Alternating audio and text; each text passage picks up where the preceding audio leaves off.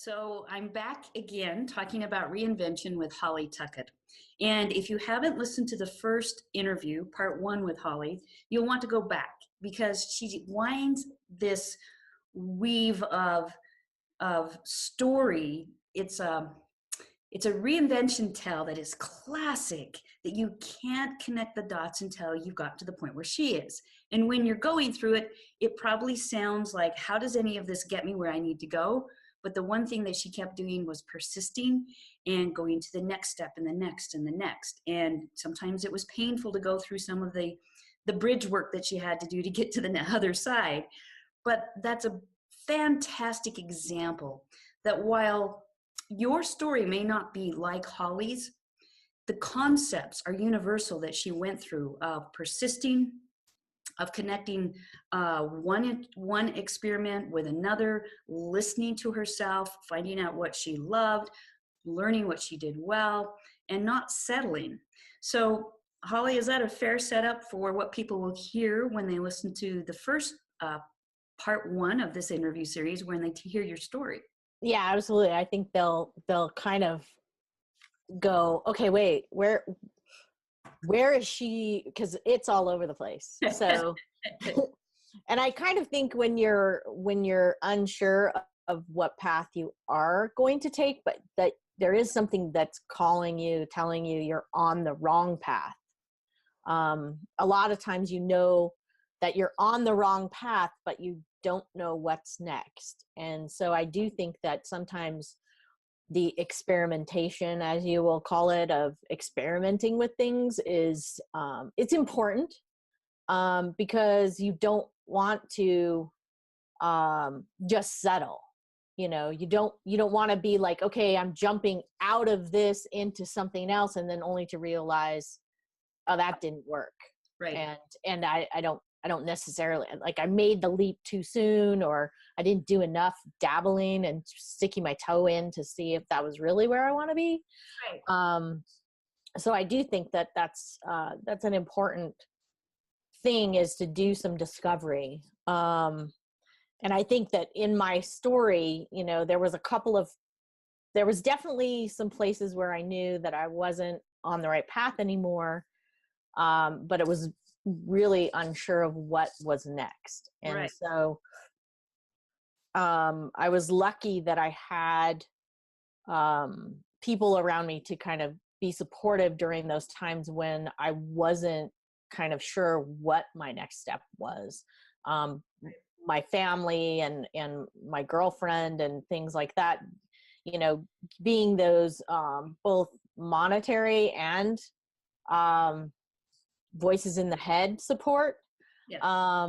So I do think that, you know, there were points in my journey where I think, you know, when I was at the post office, I knew I didn't want to be at the post office anymore, but I wasn't quite sure what I wanted to do. And You were there, but you didn't know what was next. did not know what was next. And so I started going and assessing what things am I good at? What things am I interested in? And I think I even had a conversation with you kind of about that. There was a point where I think, pinpointed potentially my background in physical education and training as a avenue. And I actually did pursue personal training as a career path, and got my certification, you know, while I was still employed at the Postal Service. Right. So what I'm hearing is you're hitting on something. We have possible selves inside of us. Like, we have potential to become, you know, we met playing on the same softball team. Yeah. You had interest in training, you had interest in physical fitness. And so you took that and ran with it for a while. And then you had your educator hat that you could put on, that when you were working in training and human behavior and what you call HR, then you went into, well, I could add the training to that, but then you went into the coaching. So Yeah. You saw different possible selves and you explored pieces of those, right? Yeah, definitely. you crafted and executed experiments, and then you kept role models, mentors, coaches, people around you, so you didn't stay in what I call your navel lint, which is self-referenced and dark and damp and can grow things that are not healthy. Right. You have your own ability to hear other people giving you those voices of reason. So I want you to dive in for just a minute, because we prepped for this. We primed Yeah. for the interview. And I'm wondering what's coming up for you right now that you want to speak to, where you can connect some of these concepts we're talking about to what you experienced. Well, I think in experimenting, it gives you that ability to test the waters, you know, and so doing those inventories of like, what am I good at, what am I interested in, and making lists, for lack of a better way of doing it, you know, listing those things out, and then doing little stints of experimentation. And so, you know, I did dabble in actually training, and I found a mentor locally who was a trainer that I walked into his gym and I said, I'm newly certified. I have another job, but I want to kind of hang out in the gym, get to know you. Could you give me some pointers? You know, I'm going to belong to your gym, and that way I can kind of see how you do stuff. And I wasn't interested in taking on clients. I was interested in watching how he did stuff. And he was great. It allowed me, while I was kind of trying to figure out if that was the route I wanted to go, to actually see how he ran his business, and gave me the opportunity to kind of test those waters without, you know, throwing the baby out with the bathwater, for lack of a better term. What a great thing to do. If the experiment is, what is this environment? Who are these people? I'll buy a gym membership. I'll go. I'll get immersed in this thing I'm trying to embody. It's a great way to do it, and a wonderful way to label an experiment by kind of jumping ankle deep into something.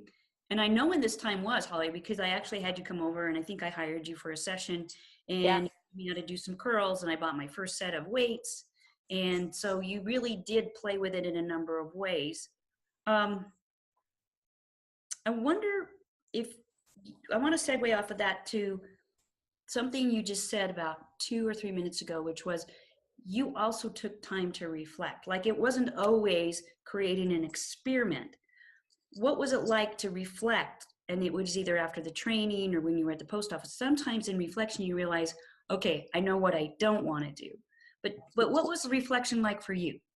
So with the training, I did take on a few clients, and while I was kind of transitioning and trying to figure out, do I really want to do that?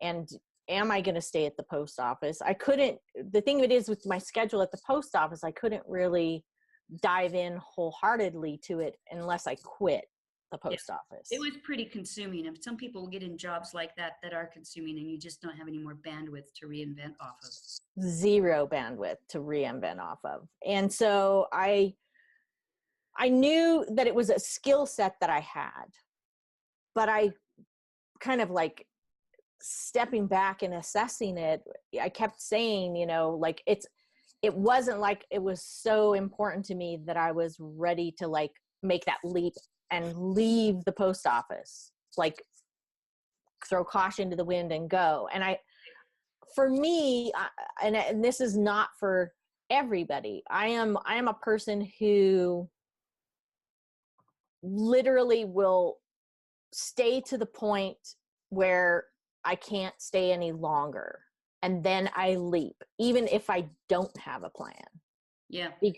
Because I am a person who does not like to be unhappy where I am. Right. And so, but you also don't like to make people feel bad. So you almost get to the point where the pain is on your side and your shoulders too heavy. And a lot of Yes. people who are listening can relate to that. I've done that before. It's very exhausting, but we do it as a human being. We do that thing. 100%. We want to make things nice. Yeah. Money. Uh, and I'm a person who like always has that thing of like I'm a networker, so I always want to leave on good terms if I Right. can. Don't burn those bridges. Don't burn those bridges, because you never know when you might actually need that bridge somehow, even though it doesn't relate. And Right. so I think there just is, there have been times where for me, uh taking time away on like a vacation was helpful for me. And while I'm not in the thick of it all, to like really kind of sit back, and in those quiet times sitting on the beach, that tends to be where I go on vacation, just really kind of assessing, you know, what is it that I'm happy about? What is it that I'm not happy about? And having conversations with my girlfriend, and you know, allowing her to be a mirror for me, because sometimes when you're in your own shit, You don't see it, do you? you don't see it. And you know, having her to be able to say, no, I think it is time for you to go, because you get up in the morning and you take longer to get ready to leave. You you literally hit the snooze 10 more times than you used to. And those are all things that we as humans kind of don't, I think, necessarily pick up on. Yeah, But we don't know when we're doing it. We need that reflective surface on the outside going, did you see you did that? And you go, oh, now you point it out, but we don't see it while it's happening. yeah, no, we don't see it what's happening, because we're too involved in all of the pain, I think, of getting out the door to go do something that we don't really love. Right. And and knowing that you have to do it a lot of times because financial reasons, you know, whatever obligation, you know, or whatever those things might be that force you to do it. So I think that for me, vacations were a good way to reflect, because it takes you out of the environment and Right. allows you the time and space. And having somebody who knows you really well, to kind of be that mirror for you, and call you out on where things stand. Right.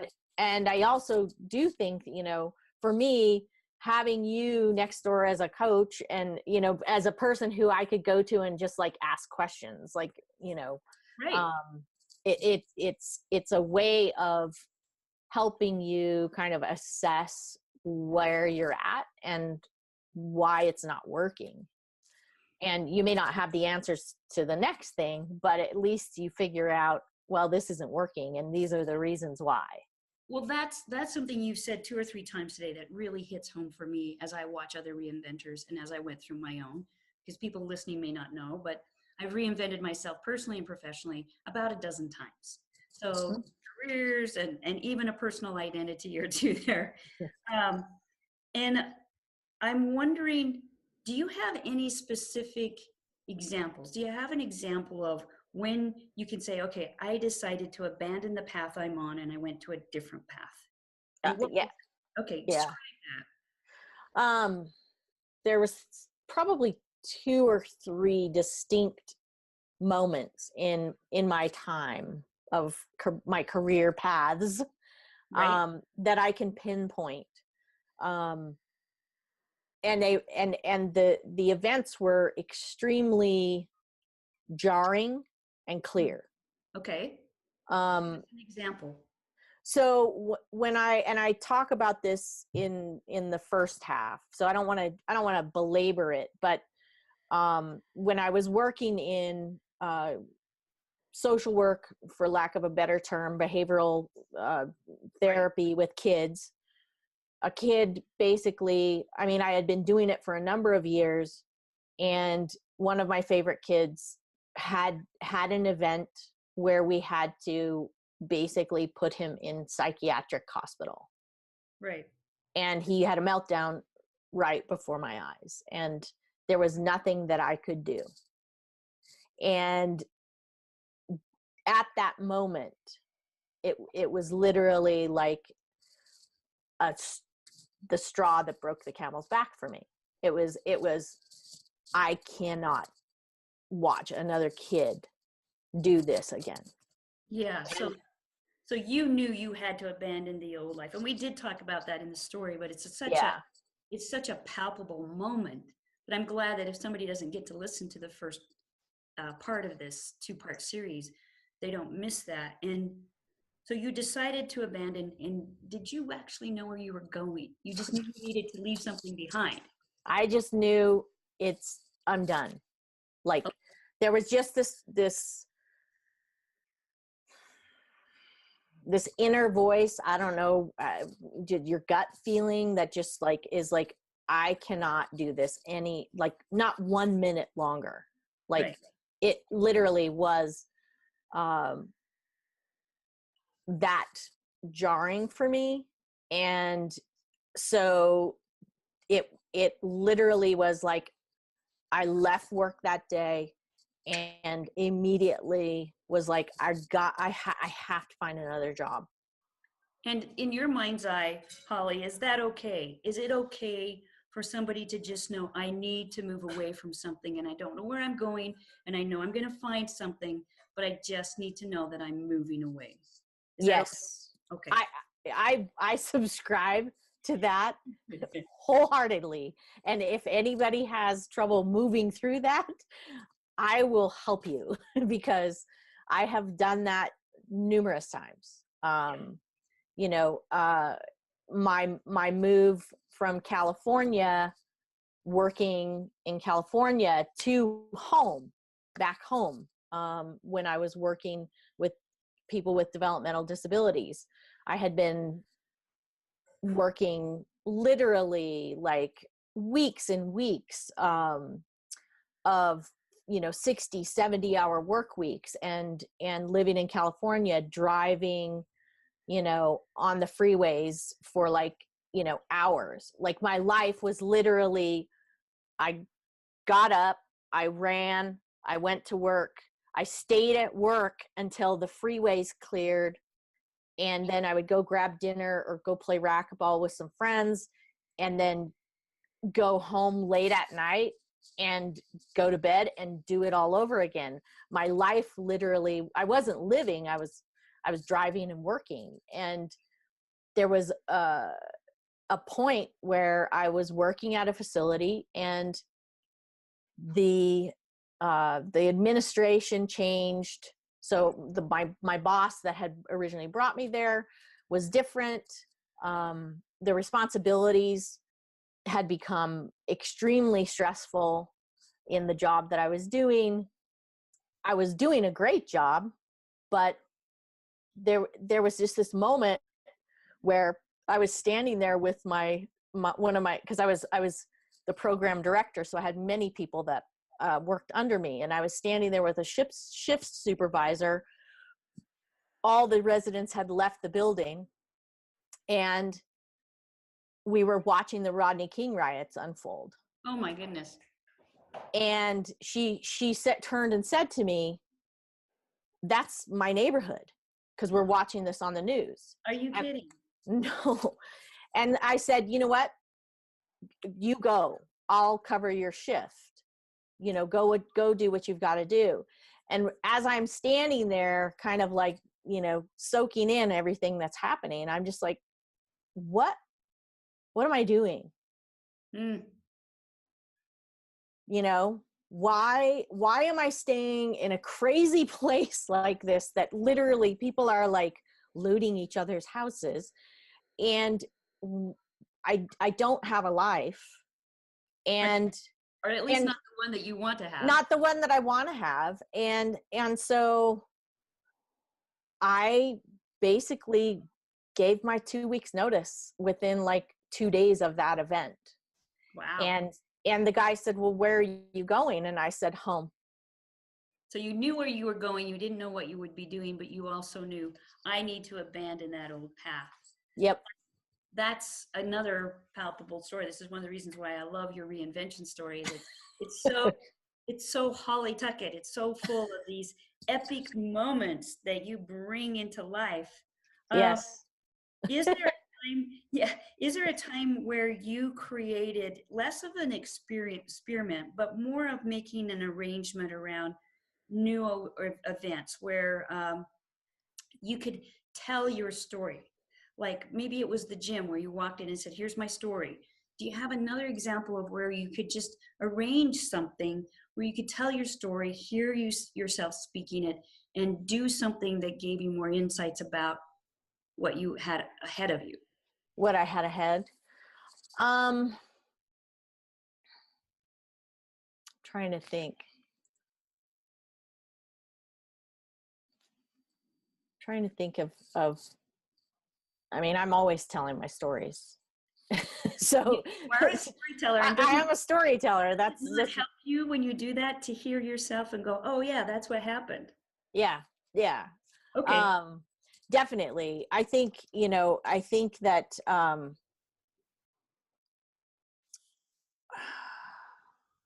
there was a time when I was working at uh, at at PEI as a coach, and I had come back from vacation and was talking with Mike Noyce, Yeah. another coach. Right. And that's the benefit when you when you have friends that are coaches. They're great to talk to, because they will reflect back, and they will kind of help you hear what you're talking about. Right. Right. And because we had gone to Europe for almost 2.5 months, and while I was on vacation, um, I I had an extended amount of time to actually be present with my camera, and taking photographs and video, and really just immersing myself in the experience. And came back from that vacation, and Mike and I kind of had our cubicles the whole entire time I worked there. He was my cubicle mate. And there was times where I would have downtime in between sessions, and I was editing something that I had created for a family member or something. I don't remember exactly what it was I was working on. And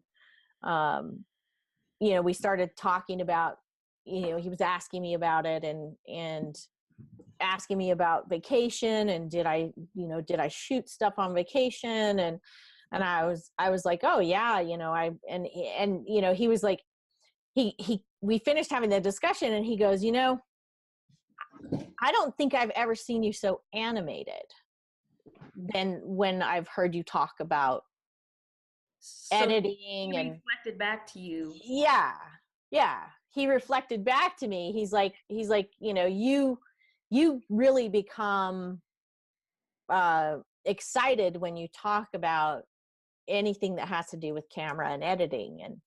And I was like, yeah, I'm pretty passionate about it. I really enjoy it. And he's like, is that something that you would ever pursue? And I was like, well, he's like, because you make stuff for people. I know you do, because you've worked on stuff during the downtime here. And I said, yeah, but I mean, I'm just doing it for fun. I'm doing it for That's not, I can't take that seriously. I can't take that seriously. It's Nobody's just kind of counting that. a hobby. It's like Yeah. a hobby. And and he was like, well, you should investigate that, because you seem pretty passionate about it. And I was like, oh yeah. And I just kind of didn't really, like, I was like, yeah, maybe, I've always talked about maybe making a movie, um but I was like, but how does one even like go about that? So it was just kind of like this, like, yeah, okay, thanks, Mike. I But could, but how? But yeah, yeah. see you And later. See ya. And so I think that, it put a little like seed, it helped plant a seed. Right. And this was probably the first time where it there wasn't a time at PEI where I was like, oh, I hate this job. Now it was, I really want to try something else. So something bigger was calling you. So instead of being moved because of pain to abandon an old path, you were abandoning an old path to move to a greater gain. Yeah. Wow. Yeah. Okay. So how did you arrange new events from that point on where that seed was planted to help you explore that world more? Yeah. I know I talked to you and you connected me with another filmmaker that you knew Right. that was going to the University of Utah, and she was actually working on a documentary film at the time. I had a great conversation with her, and was like, how would I even go about getting started? Do I need to go back to school? Do I, what do I do? And she was like, you get a camera and you start shooting. And I was like, okay, I'm already kind of doing that. And she's like, well, then you shoot with purpose. Like, you don't just shoot Ah, stuff because you want to see stuff. I mean, because that's, most people are like, they shoot family events, or they shoot a vacation, or they, you know, you shoot with telling a story in mind. And, I felt a little intimidated and afraid because I didn't feel that my skill set was enough. So I, said, well, how would one learn more? yeah. And she said, start to volunteer for on other people's films, start to, find places to volunteer. And I said, oh, where do I even look? And at the time, this is when Craigslist was still big. And, she's like, get on Craigslist. There's always student films, people asking for help. And, most of it's unpaid, especially with student films. And if you're new, you probably are going to have to do some unpaid work anyway. Right. And so I started literally like reaching out to people that I didn't like. I would read what they had listed on Craigslist and was like, okay, they're not shooting a porn. Um, and I can probably trust that I'm not going to end up in a ditch dead somewhere. Yeah. And I ended up kind of getting networked in with a few people that they saw that I was one of those kind of people that jumps in and just observes and then does. Like if you're a doer on a film set and you can pick up quick on how things work, you will always get asked back. Wow. And so I started getting asked back. I think that fits for most people. If you will get things done, if you'll be a participant, if you're volunteering, you're going to get more opportunity. Yeah, And 100%. yeah. Uh, can I ask you about how you feel like you created small wins? Because getting to that place where you started the abandonment of the old path when you saw that meltdown of that little child and you couldn't deal with that anymore, to the point where you were, excuse me, on stage receiving your award for your documentary film. Many years, there were months, there were weeks, there were hours. How did Yes. how did you get small wins to keep the dopamine going and the serotonin, the dopamine? Yes, I had a win. The serotonin, it's going to be okay. I'm just figuring this out. How did you do that? Yeah. Um, Man, it was a lot of baby steps. There's a for creative people, Yeah. I think it's really important. There's a uh, like, I think it's like about a 5 to 10 minute video by Ira Glass, and it talks about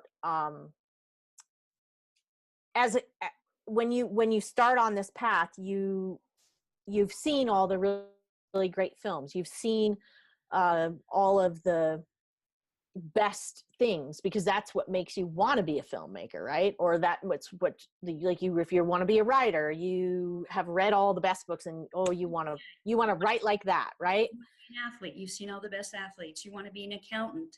You've probably paid attention who has really brilliant financial Prowess. Yes. Yes. And so he talks about the fact that you're gonna start out, and because you don't have that same vast amount of experience that other person has had to get to that point. Right. Because we all start out and suck.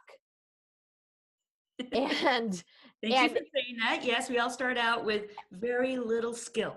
Very little skill set. Latent talent and latent strength, but the skill comes after practice. Yes. And so you have to create in order to, like, the thing that you're going to go through this like painful process of creating stuff that you watch it and it's not hitting the mark. Right. And so for me, how I kind of went through the path of, okay, I'm not quite there yet, but I'm getting there, is, I finished it.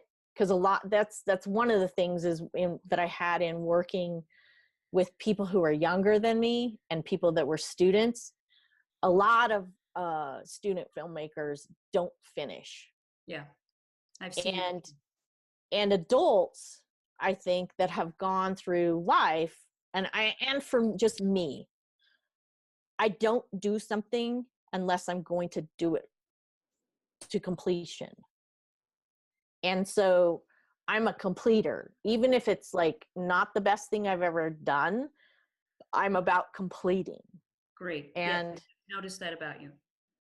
And so even if it like is painful and I'm like months, like it's still not where I want it to be, but I'm working on it, like there has been times where when I started out, where I had clients and I was just like, this is not ready, even though the deadline is there. And will you give me an extension? Or this is what I can give you now, but I'm not happy with it. Okay. And so sometimes it would work, sometimes it wouldn't. Sometimes I would lose clients because I was leaping out beyond what my skill set was. And so for me, I think where I calculated my wins would be is like, okay, I did it faster this time, or I put out the product faster this time. I learned how to tell the story in less minutes this time. There were just like little things that I didn't make that mistake in production that I made the time before. Like, wow. Yes. So, because, there's so many things when you're a filmmaker that, especially if you're what I call the one-man band kind of filmmaker, you're in charge of how the set is dressed. You're in charge of running the camera. You're in charge of making sure the audio works. You're right. In charge of the talent and how their makeup is, if they need makeup, or their hair, or whatever. And so when you're in charge of all those things, eventually you're going to drop the ball in one of those areas. And so, there just were, just for me, the little small wins were like, okay, this time I didn't forget to check my audio levels, or I remembered to push record. You gave yourself credit when you could see improvement. Something else I'm noticing too, though, small wins, and I don't know if you did this. We've done this here at Soul Salt. First time we failed at our first online offering, we put a big Post-it note on the board and said, failure number 1. That was wind under our wings, because it was like, well, at least we were out there doing something, right? Yes. I'm hearing you give yourself credit. I'm doing something and maybe a little faster or a little easier, more elegantly. Um, okay, one more question for you. The thing is, to prime this, to be very transparent, I wanted to give Holly a chance to look at the questions and some of the concepts we're going to cover today. So I'm going to ask you to go back to those, Holly, and just look and Yeah. see. I have a checklist, and it looks like we've covered most of those, but organically. But I'm wondering, is there something we haven't talked about that you really feel is important to tell us before we wrap? Yeah. Um, the other thing that I think, as far as like you asked about like little wins, like Yeah. making a feature length film uh, takes more than a one-man band. Okay. And so for me, it was building up over time a team of people that I started to work with on a more regular basis, and saying, okay, that person, I want to do this on my next film.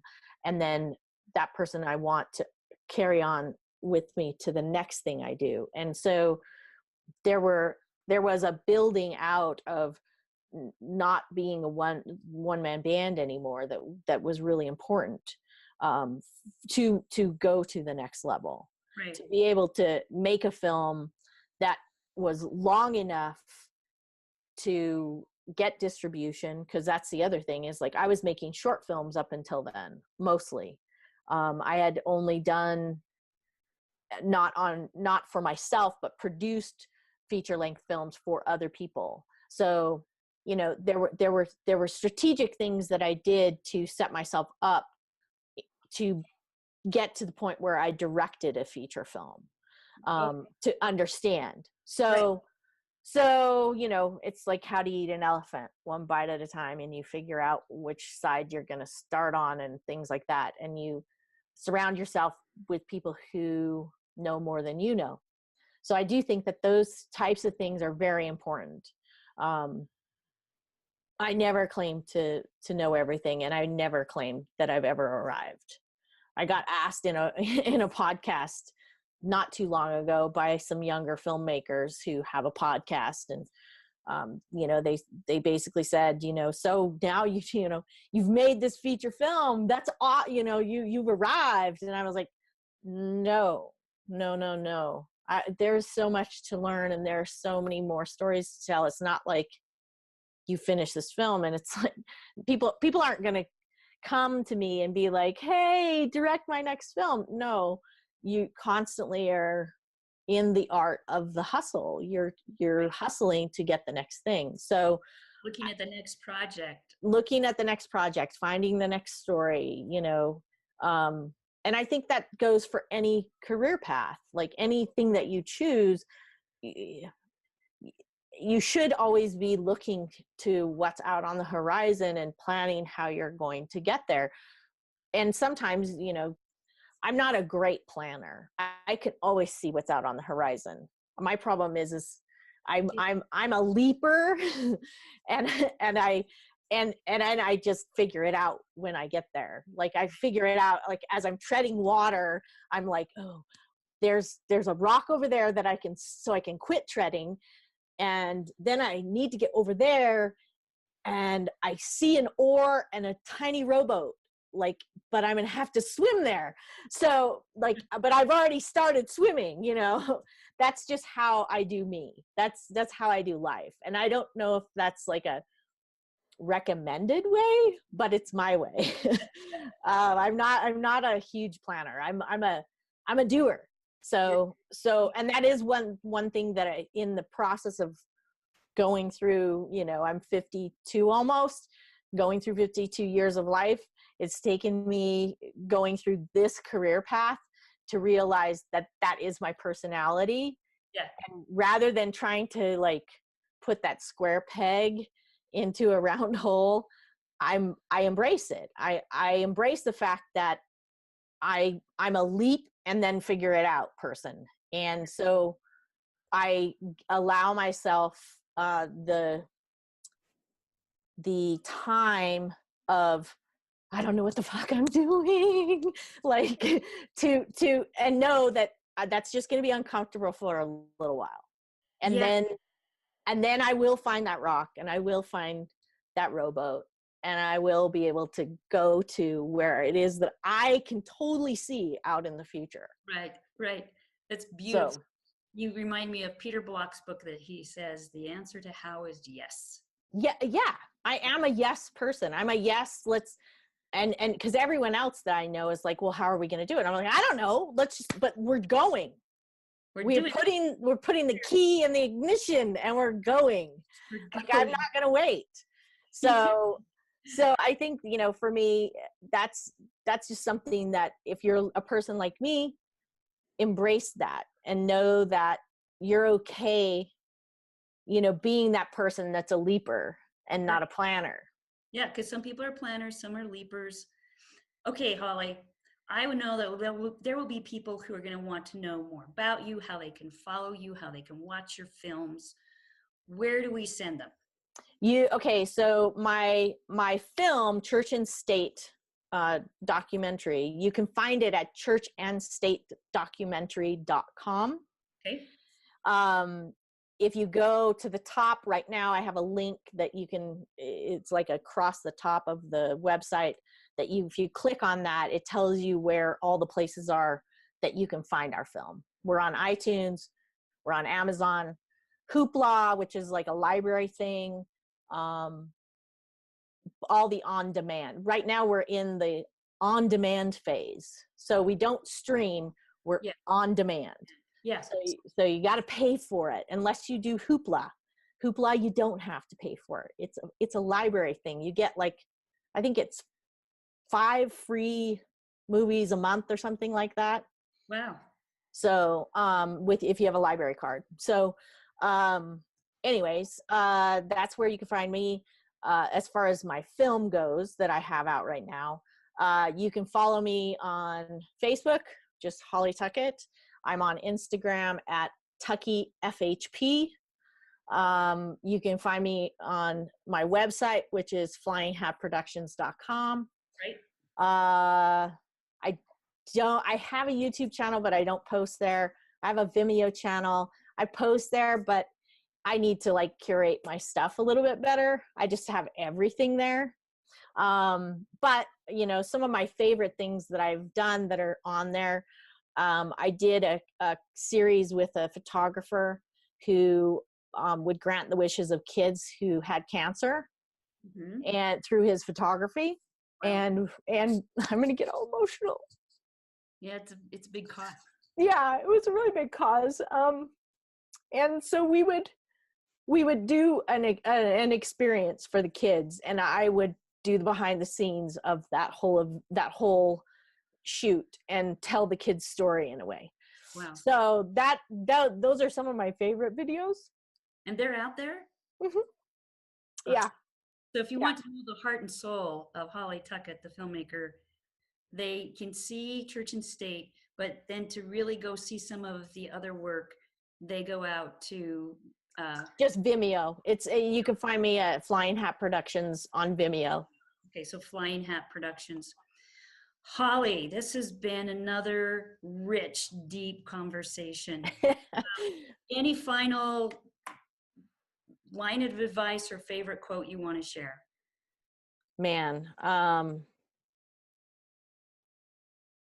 just go see that Ira. Just anybody, just go watch that Ira Glass thing. You can find it on YouTube. If you just Google Ira Glass, and I'm going to find you the quote right now. I'm going to find you the link right now, because I know I can find it. Okay, it's called Ira Glass on the Creative Process, and that's our Ira Glass on Creativity. It's listed a few different ways. Okay. It's also called The Gap. It is on YouTube. So if you put in The Gap by Ira Glass on YouTube, you will find it. All right.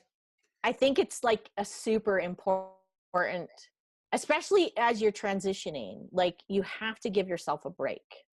You're not going to be perfect as you're transitioning, and there is a gap of where you are and where you can see yourself in the future. Like, you know what you want to create, or you know the life that you want to have, and you can see it in your Yeah. mind's eye. But there's a gap that you have to bridge. And he talks about that, and it's fantastic. Well, I am going to, as soon as we wrap this interview, I'm going to go out and find it and listen to it. I've been inspired by you. And I'm so glad that we are friends as well, Absolutely. because it's, we'll have to go out to dinner again real soon. Absolutely. To the listening audience, you've had a real treat. 2 parts, very deep information from Holly Tuckett of how you reinvent your working identity, which then reinvents the the greatness, the badassery that's inside of you gets to come out. So, Holly, thank you so much. You bet. Thank you, Lynn, for everything, for Yes. your friendship, for your coaching, for just being a fucking badass to follow. It's great. And you know, your kick-assness that you take into your workouts inspired me, and I'm doing the same going into 50, being healthier and stronger. So thank you. You're so welcome.